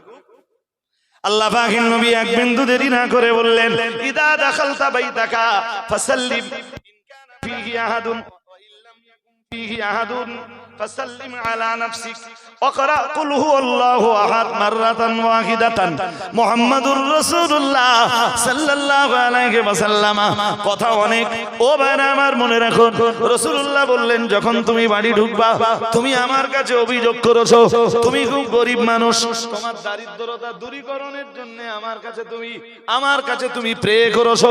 আসলে দারিদ্রতা দূর তো আমি করতে পারি না, রাসূলুল্লাহ কিছু দিতে পারেন? আরে কথা বুঝতেছেন না? কিছু দেওয়ার ক্ষমতা রাসূলের আছে না আল্লাহর আছে? সবাই বলেন, জোর করে বলেন। আমরা চাইবো কার কাছে? আল্লাহ ছাড়া দোসরা কারোর কাছে চাওয়া যাবে? চাইলে কি হবে? শিরক হবে। কি হবে? জোর করে বলেন। আল্লাহ ছাড়া দ্বিতীয় কারোর কাছে কিছু চাইলে সেটা কি হবে? শিরক। তার নাম শিরক। নবীর কাছে চাইলেও কি? নবী কার কাছে চেয়েছেন? নবীর কাছে যদি আপনার বিশ্বাস হয় যে না নবীর কাছে চাওয়া যাবে হুজুর, তা নবী কার কাছে চেয়েছেন? কথা বলেন। আরে নবী কার কাছে চেয়েছেন? তা আমি কেন নবীর কাছে চাইতে যাব? আমি চাইবো আল্লাহর কাছে, নবী যার কাছে চেয়েছেন। জি হাজিরিনে মজলিস, আমি ব্যাখ্যা দেওয়ার মতো সময় পাবো না। ও ভাইরা আমার মনে রাখুন, বসিরহাটের বড় মাওলানা আল্লামা ইকিন আল্লামা বাঙ্গাল আল্লামা রুহুল আমিন রাহমাতুল্লাহ আলাইহি, এই বাংলার অদ্বিতীয় আলেমে দ্বীন তিনি। আমরা তাকে মহব্বত করি, ভালোবাসি, তার লেখা কিতাব পড়ি, কিতাব অনুযায়ী জীবন গঠন করি। কিন্তু একটু দয়া করে কি বলবেন, আমরা বসিরহাট হুজুর কেবলার মাজার জিয়ারত করব, তার মাজারে যাব? না না না না না, চাদর চড়ার জন্য নয়, ধূপবাতি আগরবাতি জ্বালানোর জন্য নয়, তার কাছে কিছু চাইবার জন্য নয়, মাজার জিয়ারতের জন্য যেতে পারি, কিন্তু তার কাছে কিছু চাওয়া যাবে? ও ভাইরা আমার, ফুরফুরা শরীফের মুজাদ্দিদুজ্জামান কুতুবুল আলাম আমিরুশ শরিয়াত আলা হযরত দাদা হুজুর কিবলা রাহমাতুল্লাহ আলাইহি, আল্লাহ তাকে জামানার মুজাদ্দিদ বানিয়েছিলেন। চাইলে মাজার জিয়ারত করতে পারবেন, কিন্তু তার কাছে কিছু চাওয়া যাবে? জোর করে বলেন। চাইলে কি হবে? চাইলে, কারণ সূরা ফাতিহায় আমরা কি পড়ি। এই জন্য আপনাদের কি দরকার বলেন দিন, আস্তে আস্তে আস্তে আস্তে যখন আপনারা কোরআনের আলোচনায় অভ্যস্ত হয়ে যাবেন, আপনার কাছে অন্য কোনো নসিহত আর ভালো লাগবে না। তুমি কি শুনতেছিস? একদিন সময় সুযোগ পেলে আমারে বলবেন, সূরা আগের থেকে বলে দেবেন একটু, হ্যাঁ, যে সূরা ফাতিহাটা নিয়ে আপনারা আলোচনা করতে হবে। প্রতিদিন আপনারা প্রত্যেক রাকাতে সূরা ফাতিহা পড়েন তো? হ্যাঁ না বলতে পড়েন তো? সূরা ইখলাসের তাফসীর জানার দরকার আছে না? হ্যাঁ, কিচ্ছু জানি না। এই জন্য আজকে হঠাৎ সূরা ইখলাসের আলোচনা না হয়ে যদি সূরা ফাতিহার আলোচনাটা প্রথম আলোচনা হবে বিসমিল্লাহির রহমানির রহিমের, যেটা তাফসীরকাররা করেছেন, বিসমিল্লাহির রহমানির রহিম। এরপরে আলোচনা হবে সূরাতুল ফাতিহার। এরপরে কোরআনের ছোট ছোট সূরাগুলো দিয়ে আগে শুরু করতে হবে, যেই সূরাগুলো জনগণ খুব বেশি বেশি পড়ে। সূরা ফিল, কোন সূরা? সূরা, হ্যাঁ, শুধু জনগণ এইটা জানে ওতে হস্তি বাহিনীর ঘটনা আছে, আর কিছু জানে না। আব্রাহা বাদশা হাতিনের লড়াই করতে এলো আল্লাহর কাবার বিরুদ্ধে, এইটা জনগণ জানে, এর চেয়ে বেশি কিছু জানে না। জনগণ বেশি বেশি পড়ে সূরাতুল কাউসার। কোন সূরা? কোন সূরা? সূরা কাউসারের তাফসীর করলে 4 রাত চলে যাবে। 4 রাত। কত? আরে কথা বলেন না কেন? 4 রাত সূরা কাউসারের তাফসীর আলোচনা শেষ হবে না। সূরা দোহা থেকে নিয়ে সূরা দোহা থেকে সূরা কাউসারের আলোচনা শুরু। ওই যে আল্লাহ বলতেছেন না, ইন্না আ'তাইনাকাল কাউসার, ও নবী আপনাকে কাউসার দিয়েছি। কাউসার কি? আমাদের দেশের মৌলবীরাও জানে যে কাউসার হলো এক প্রকার কি, হাযাল কাউসারুল্লাযী আ'তাকা রাব্বুকা। নবী মেরাজের রাতে এক নদীর কিনারায় গেলেন, দেখলেন ওই নদীর দুই কিনারায় মতি নির্মিত গম্বুজ, আর তার মাটি মেসকম্বরের চেয়ে সুগন্ধি। সুবহানাল্লাহ। ফেরেশতা জিবরিলকে জিজ্ঞেস করলেন, ও ভাই জিবরাইল, এটা কি? ফেরেশতা জিবরাইল বললেন, হাদাল কাউসারুল্লাযী আ'তাকা রাব্বুক, এটা হলো সেই কাউসার যেটা আপনার রব আপনাকে দান করেছেন।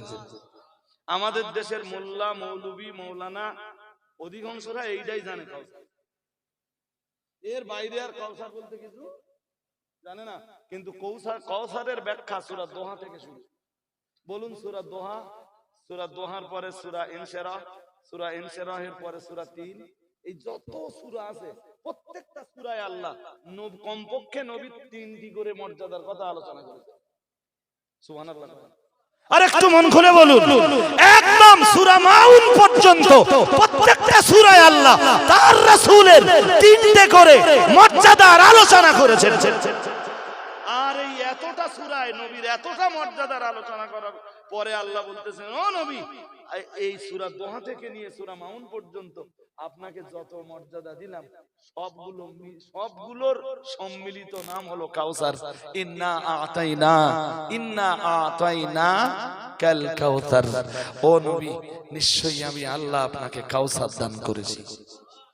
আরেকটু মন খুলে বলেন।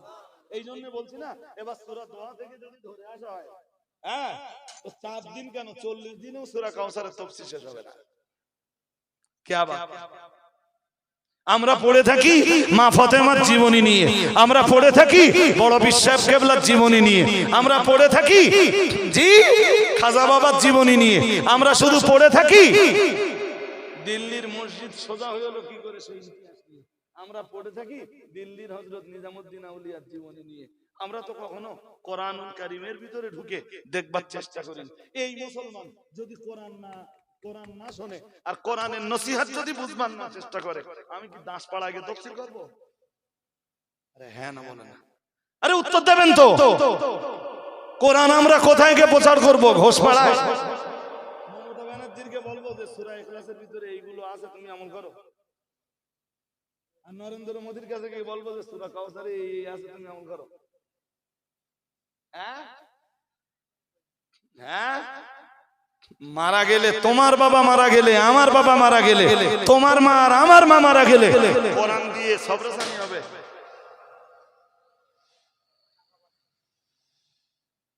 কি গাড়ি বলেন তো এটা? এরকম আওয়াজ হয়? তা আমারও তো বুলেট আছে, আওয়াজ হয় না তো? না, ও আওয়াজ করতে গেলি সাইলেন্সার রাইট ফাটা মাল লাগাতে হবে। আমারে অনেকে বলেছিল আমার, আমি বুলেট কেনার পরে বলে ওই ওই আওয়াজ মারে। আমার কথা বলছেন, আমি তো বুলেট চালাই। আমি বললাম না ভাই, আমাকে চুলকুনি আছে না। আমি বলে কি করতে হবে আওয়াজ বাড়াতে গেলে? বলে সাইলেন্সার পাইপ বাদ দিতে। মানে তারপর কত খরচ? তাহলে ওই 1000-500 এরকম একটা ধারণা দিলাম। আল্লাহ, আমার যা আছে এটা গাড়ির অরিজিনাল, আর আমি অরিজিনাল বাদ দে, আমি আবার 6000-7000 টাকা দে ওই ফাটা মাল লাগাবো, আমাকে চুলকুনি নেই। হ্যাঁ না বলবেন তো? হ্যাঁ, এরপরে মানুষের কান মাথা কিছু বাঁচবে না। কি কি কথা বলছি কিছু বুঝতেছেন নাকি? হ্যাঁ হ্যাঁ হাজরিন, একদম আমি শেষ লগ্নে, আমি একদম শেষ লগ্নে পৌঁছে গেছি। এক সাহাবী রাসূলের দরবারে এলেন। ফাশাকা ইলাইহিল ফাকরা, রাসূলের কাছে এসে তার তার জীবনের দারিদ্রতা, অভাব অনটনের অভিযোগ করলেন। বললেন হুজুর, মন আছে আমার দিকে নাকি? বললেন হুজুর, আমি না খুব গরিব মানুষ হুজুর, আমার এই অভাব দারিদ্রতা কাটিয়ে উঠতে পারি হুজুর, আপনি আমাকে এমন কিছু পরামর্শ দান করুন। হাদিসে এসেছে রাসূল বললেন বললেন যে তুমি যখন বাড়িতে যাবে, বাড়িতে যে ফাসাল্লিম ইজা দাখালতা বাইতাক ফাসাল্লিম ইন কানা ফিহি আহাদুন, বাড়িতে কেউ থাকলে তুমি তাকে সালাম দাও। কি দাও? জোর করে বলো। তুমি বাড়ির বাইরে থেকে বাড়িতে এলে, বাড়িতে কি করবা? বাড়িতে এসে আসসালামু আলাইকুম ইয়া আহলাল বাইত, বাড়িতে এসে তুমি সালাম দাও। এরপরে নবীজি বললেন এরপরে তুমি একদম দেরি না করে অকরা কুল হুয়াল্লাহু আহাদ, এই ইকরা সূরাতুল ইখলাস। নবীজি বললেন দেরি করো না, সালাম দিয়েই তুমি একবার ঘরে ঢোকার আগে তোমার বাড়ির গেটে দাঁড়িয়ে তুমি একবার পড়ে নাও কুল হুয়াল্লাহু আহাদ আল্লাহুস সামাদ লাম ইয়ালিদ ওয়া লাম ইউলাদ ওয়া লাম ইয়াকুল লাহু কুফুয়ান আহাদ। নবীজি বললেন এটা পড়ে নাও। সাহাবী জানো বললেন হুজুরের ফজিলত, রাসূলুল্লাহ বললেন এর ফজিলত তোমার জীবন থেকে দারিদ্রতা দূর হয়ে যাবে। আর একটু মন খুলে বলেন। সাহাবী ওই সূরা ইখলাসের আমল করতে শুরু করলেন, তার অভাব দূর হয়ে গেল। আল্লাহ তাকে আর্থিকভাবে এত বলিষ্ঠ করে দিলেন যে প্রতিদিন তার বাড়িতে যা রান্না বান্না হতো, সেই রান্না বান্না প্রতিবেশী গরিবের ঘরে সে আবার পৌঁছে দিত। আর একটু মন খুলে বলেন। এবার বলুন তো কোন সূরা তেলাওয়াতের বরকতে দারিদ্রতা দূর হয়? আরে আওয়াজ দিচ্ছেন না কেন বলেন? সূরায়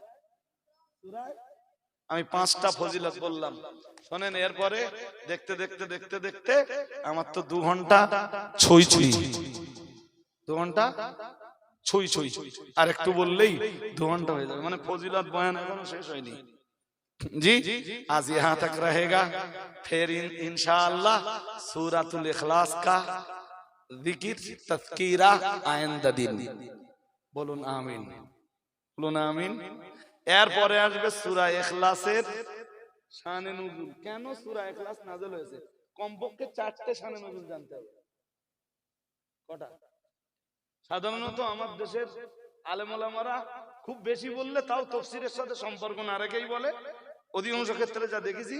এবং যারা সূরা ইখলাসের শানে নুজুল বলে জি একটা বলে ছেড়ে দেয়, তাও অধিকাংশ ক্ষেত্রে যেটা বলে সেটাও তাফসীরের সঙ্গে খুব একটা সামঞ্জস্যশীল নয়। একটা শুনেছেন, বাকি আরো 3টে অন্তত শুনতে হবে। কমপক্ষে সূরা ইখলাসের 4টে শানে নুজুল শুনতে হবে। কটা? তারপরে সূরা ইখলাসের তাফসীর। আমি কি কিছু বোঝাতে পারলাম মোটামুটি? হ্যাঁ, অনেকেই বলে হুজুর অমুক সূরার তাফসীর করো, অমুক সূরার তাফসীর করো। এই কোরআনের তাফসীর খুব সহজ দেখতেছেন না? হ্যাঁ, পুরো জ্ঞানের দরিয়াটা আল্লাহর ভিতর ঢুকিয়ে দিয়েছে। সুবহানাল্লাহ বাড়িকে বলবেন। আর একটু মন খুলে বলেন, পুরা জ্ঞানের দরিয়াটা আমি এই প্রায় 2 ঘন্টা ধরে আলোচনা করলাম, সূরা ইখলাসের ভিতরে ঢুকতে পারলাম না। আরে হ্যাঁ না বলেন, পারলাম। এক আয়াতেরও আলোচনা হয়নি, বাট আমার সময় শেষ হয়ে গেছে। তাহলে নেক্সট টাইম সূরা ইখলাসের বাকি অংশের আলোচনা শুনবার জন্য আমার ইনশাআল্লাহ আরেকবার দাওয়াত দেবেন। কিছু বলেন না। বিষয়টা হলো ভাই, এই কোরআনের আলোচনা বুঝবার জন্য ধৈর্য দরকার। আমার এই রাত্রে দেবেন না, এরকম 11টার পরে না কোরআনের তাফসীরের আলোচনা চলে না।